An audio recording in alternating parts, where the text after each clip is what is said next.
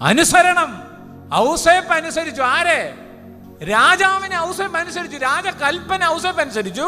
ഔസേപ്പിന്റെ വാക്കുകളെ ആരനുസരിച്ചു? മറിയം അനുസരിച്ചു. അതുകൊണ്ടാണ് ദൈവം പ്രവാചകന്മാരിലൂടെ പറഞ്ഞ ദൈവിക പ്രമാണങ്ങളുടെ പൂർത്തീകരണം, ദൈവത്തിന്റെ അനുഗ്രഹങ്ങൾ ആ കുടുംബത്തിലേക്ക് വന്നതിന് കാരണം എന്നാ? അനുസരണം. ഈശോ ബേത്ലഹേമിൽ ജനിക്കാതിരിക്കും ഒറ്റ ആൾ ശ്രമിച്ചാൽ മതിയായിരുന്നു. ആര്? ഔസേപ്പ്. റോമാക്കാര് വിജാതീയരാണ്. ഔസേപ്പിന് ചിന്തിക്കായിരുന്നല്ലോ, ഈ വിജാതീയന്റെ കൽപ്പന ഞാൻ എന്തിന് പാലിക്കണം? നോ, അത് പഠിച്ച ഈശോയാണ് പറഞ്ഞത്, സീസറിനുള്ളത് സീസറിന്. നോക്ക്, അല്ല ഇവിടെ അങ്ങനെയാ.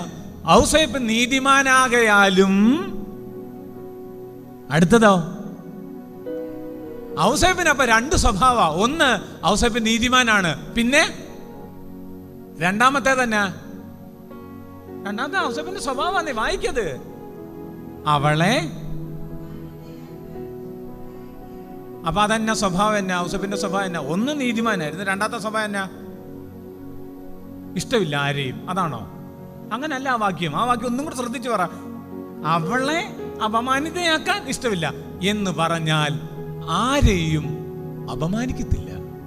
ചില നീതിമാന്മാരുണ്ട് നമ്മുടെ ഇടയിലും. എന്താ? ഞാൻ നീതിമാനാണ്, ഞാൻ തെറ്റുണ്ട് അപ്പൊ തന്നെ വിളിച്ചു പറയും. അച്ഛൻ പറയുന്നൊന്നും ശരിയല്ല. അങ്ങനെ വെട്ടി തുറന്ന് പറയരുത്. അത് ഒരാളെ അപമാനിക്കലാണ്. പറയേണ്ടിടത്ത് പോയി പറയണം. നിന്റെ സഹോദരൻ തെറ്റ് ചെയ്യുമ്പോൾ നീയും അവനും പബ്ലിക്കിൽ ഇരിക്കുമ്പോൾ വാട്സപ്പിൽ ലൈവ് ഇടണം. അങ്ങനെയാണോ പറഞ്ഞത്? ചിലരങ്ങനെ ചെയ്യുന്ന പച്ചക്കങ്ങ് ഇട്ടുകളയും. No, that is not just way. ഒരാളെ അപമാനിക്കുകയാണ്. ഔസേപ്പിന്റെ സ്വഭാവമാണത്. ഔസേപ്പിനെ വെറുതെ നീതിമാൻ.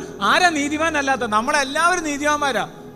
ഞാൻ നീതിമാൻ, ഞാൻ ഒരു ഉറുമ്പിനെ പോലും നോവിച്ചിട്ടില്ല. പക്ഷെ വാ തുറന്നാൽ ആരെ കുറിച്ച് നല്ലത് പറയത്തില്ല. ദൈവം ആരെയും അപമാനിക്കത്തില്ല. ദൈവം എല്ലാവർക്കും കിട്ടാവുന്ന കൊടുക്കാവുന്ന അത്രയും ചാൻസ് കൊടുക്കും. അതേ സ്വഭാവമാണ്. The typical shadow of God the father.